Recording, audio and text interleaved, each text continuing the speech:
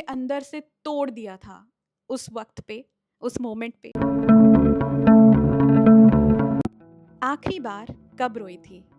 2.5 साल पहले मेरे पुराने ऑफिस में अपनी सीट पे फोन हाथ में था, क्योंकि सानवी बीमार थी और मैं उसके लिए प्रेजेंट नहीं थी। आज वर्किंग मॉम गिल्ट के बारे में बात करते हैं, जो हर कोई फील करता है पर कोई नहीं बात करता इसके बारे में। ये वर्किंग मॉम गिल्ट ना, ये बहुत अजीब चीज़ है। जब आप ऑफिस पे होते हो, आप ये सोच रहे होते हो कि क्या मेरे बच्चे ने खाना खाया होगा, क्या उसने अच्छे से सोया होगा, क्या वो मुझे मिस तो नहीं कर रही। और जब आप घर पे होते हो, आपको काम का टेंशन लगा रहता है, मीटिंग्स, डेडलाइंस वगैरह वगैरह। आप कभी भी पूरी तरह वहां नहीं होते, ना ऑफिस में ना घर पे। और ये जो फीलिंग है ना, ये बहुत थका देती है, फिजिकली नहीं, अंदर से। मैं एक एक्सपीरियंस शेयर करूंगी जो मुझे अंदर से तोड़ दिया था उस वक्त पे, उस मोमेंट पे। ये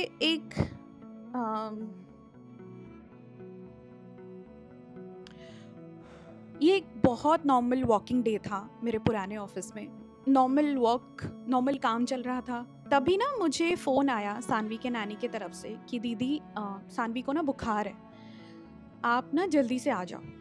मैं निकल नहीं सकती थी क्योंकि उस दिन ऑफिस में बहुत काम था, और मेरी एक्स मैनेजर भी अ, नहीं अलाउ करती थी to take a break that easily.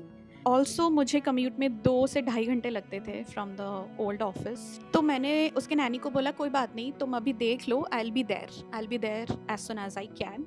और जब वो मेरे से बात कर रही थी फ़ोन पे, सानवी सुन रही थी। I think she was at that time she was around 8-9 months old. और वो जैसे ही रोने लग गई, मैंने अपना फ़ोन काट दिया और मैं बहुत रोई। मैंने पहले तो अपने मैनेजर से पूछा कि can I go home quickly because my baby is unwell. She said ये हो गया, वो हो गया, फर्स्ट ये करो फिर उसके बाद जाओ, which was kind of cruel, but let's not go there. मैं जब अपनी सीट पे बैठ के रो रही थी ना, ये किसी ने नोटिस नहीं किया। ओनली मेरे जो कलीग्स थे, uh, उन्होंने नोटिस किया, 1-2 कलीग्स। वो मोमेंट मेरे लिए बहुत बहुत टफ था। मैं बयान नहीं कर सकती थी कि मुझे तब कैसा फील हो रहा था। आई कॉल्ड माई हस्बैंड, वो ऑफिस से आया, then he took care of her. और वो रात को जब मैं घर आई, वो सो चुकी थी और उसको बुखार इतना था नहीं था, पर वो मेरे पास ही सो रही थी। फिर से मैं उसको बहुत देखी और रोने लग गई, क्योंकि वो होता है ना गिल्ट की, जब उसको बहुत ज़्यादा ज़रूरत था मैं उसके पास नहीं थी। और फिर ना मैं वो रात भर सोची हूँ कि क्या मैं एक अच्छी माँ हूँ? इसीलिए तो एक बुरी माँ नहीं हूँ, just because I am working and और मैं अपने बेबी को टाइम नहीं दे पा रही हूँ जब एक्चुअली उसको मेरी ज़रूरत है। और जब वो बड़ी होगी, ये सब देखेगी, क्या वो ये सब याद रखेगी? क्या वो मुझे हेट करेगी? और मैंने ना उसको वो रात भर निहारा है, और मैं देखी, और मैं बहुत रोई हूँ, क्योंकि मुझे ऐसा लगा कि सबसे ज़्यादा उसको मेरी ज़रूरत थी at that moment and I was not there. फिर मैंने वो रात में पूरा सोची हूँ कि क्या मैं एक अच्छी मॉम हूँ? क्या ये सब वर्थ इट है?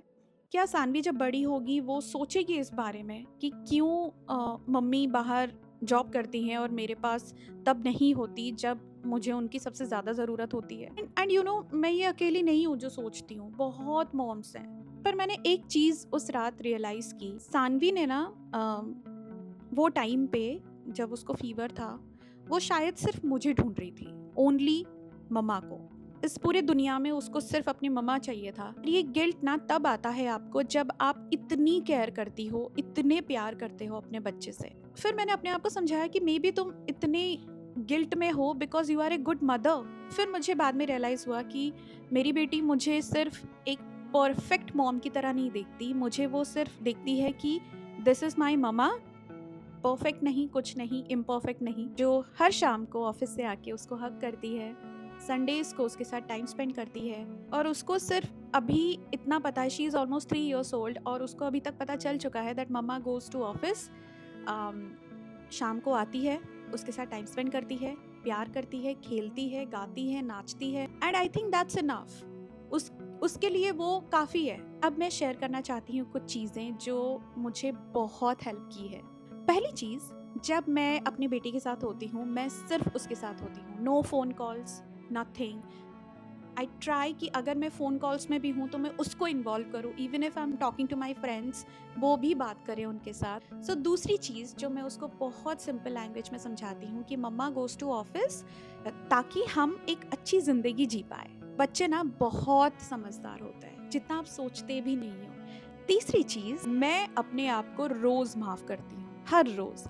परफेक्ट मॉम बनना आसान नहीं है, मैं नहीं हूँ और ये ठीक है।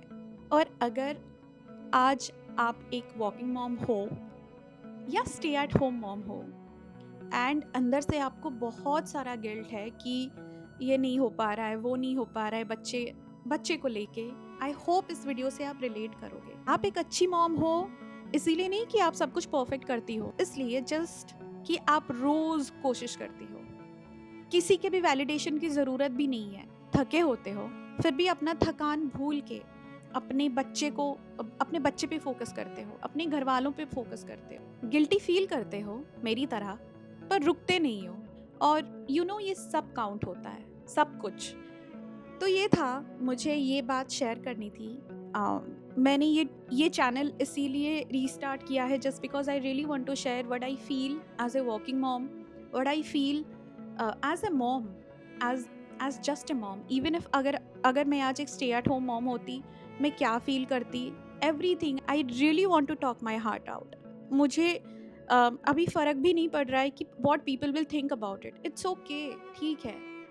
मैंने ये चैनल पे मैं कोशिश करूँगी कि मैं जो भी फ़ील करती हूँ, being a mom, being a woman, मैं सब बोलूँ। अगर आप अभी तक रुके हो, thank you so much. I really appreciate it. I will meet you in the next video. कोशिश करूँगी कि कुछ हॉल्स लाऊँ। प्लीज़ मुझे कमेंट में बताइएगा कि आप क्या मेरे साथ यहाँ कनेक्ट कर रहे हो। I hope I am not alone, right? और मैं रोज़ शॉर्ट्स अपलोड करती हूँ, मिनी व्लॉग काइंड ऑफ। पूरा दिन का जो जर्नी है मैं दिखाती हूँ एंड आई होप वहाँ वहाँ से भी आप रिलेट कर पाओगे काफ़ी कुछ। Thank you so much for staying in the video. I will see you in the next one. Bye, अपना ख्याल रखना।